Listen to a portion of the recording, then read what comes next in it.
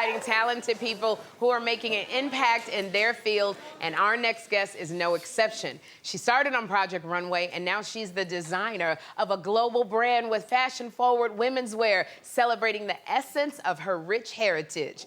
Please welcome Korto Momolu. Koto, I love your style. Thank you. Bar none, I have never seen anything like it or what you bring. Now, you're from Liberia. I am. And you were born in Liberia? Yes. You came to Born America? And raised, yes. You came over here, you started going to school. Did you fall in love with fashion here or back home? You know what? I've always been an artist. I'm one of the black sheeps in my family. I don't know where it comes from. You know, growing up African, when I was very, very young, my parents sent me to boarding school, all-girls boarding school in Canada. All right. So that's actually where I started taking art. And I had an art teacher that really saw me transition from like drawing things to drawing fashion. So she basically hands-on helped me get into like the top fashion school. And you know, being in an all-girls boarding school, there's so many of us that look the same. So it was a fight to kind of be individual and kind of be who you are and show your culture. And for me, you know, being away from Africa, I wanted to stay so close to who I am and my culture. I was like, that's gonna be my thing. When people buy things from me, they're gonna get like the essence of Koto when they leave. Oh, ooh. I remember you, and I came to know you because I loved you on Project Runway. Yes. I love what you came up with. And I remember your attitude when they were trying to change you up. You was like, You'd be like listening, and go back to what you was doing. But why do you think, because you were a fan favorite on Project Runway, why do you think that your designs resonated so much with the fans? I think because I was real. I remember my very first episode, I wanted to do like this African face with like a lip line and just have tribal marks, and the makeup artist like, they don't like when you do stuff like that. I'm like, do what? Be African? Like be me?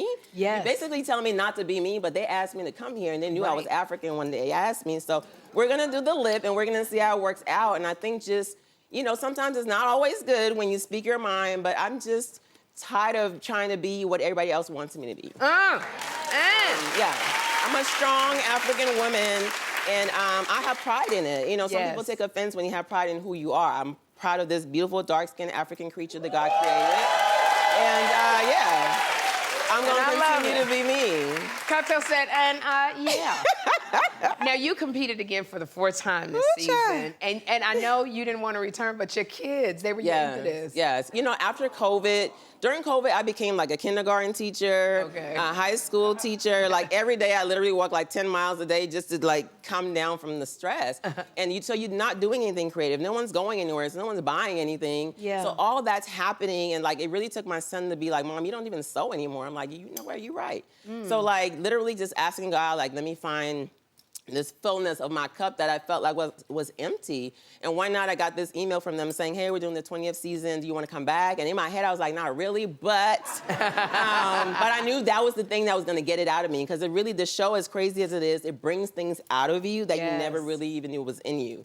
Like make a dress out of, Post-it notes, and this is what and this is what happened. So yeah, I knew that was it, but I knew also like going around this time, I knew who I was, I knew my worth, and I really wasn't for the, you know, the rah-rah-rah. I was gonna give it to them if they asked for it. There we go.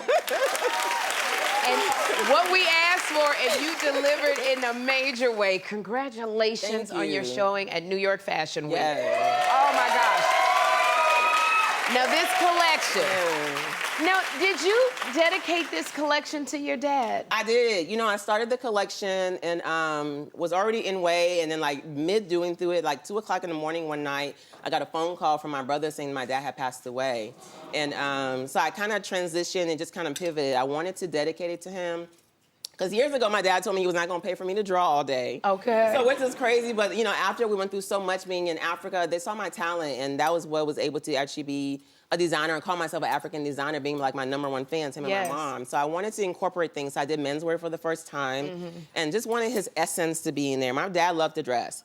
Even at all our weddings, my sisters, he's like, don't tell me what I'm gonna wear. I'm gonna show up how I wanna show up. So I wanted to take that energy, and it kind of helped with my grief, just really being able to just put him in there, put the soul in there, and just to say, you know, I want him to still be proud of me.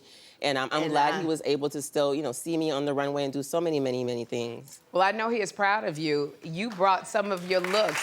Yes. I did. You You brought some of your looks from your fashion show, Yeah. and you got your models with Yes. the looks. Yes. So models, come on out.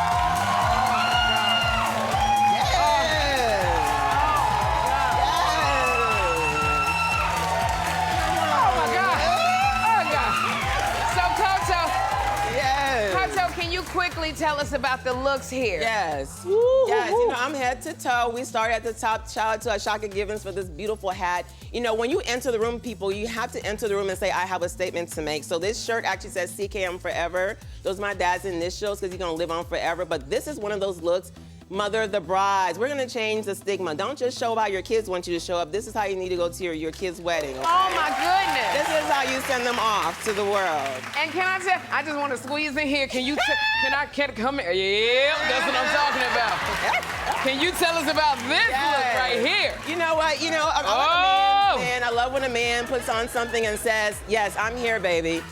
Linen, all of it. Show the body, show the accessories. So Ruben is wearing a linen suit. And ladies, it's you know, versatile. It's unisex, so you can take it and wear it and put a belt on it and make it your own. You can put a belt on it, you can leave it open if you can want. put right under there, to the level of it.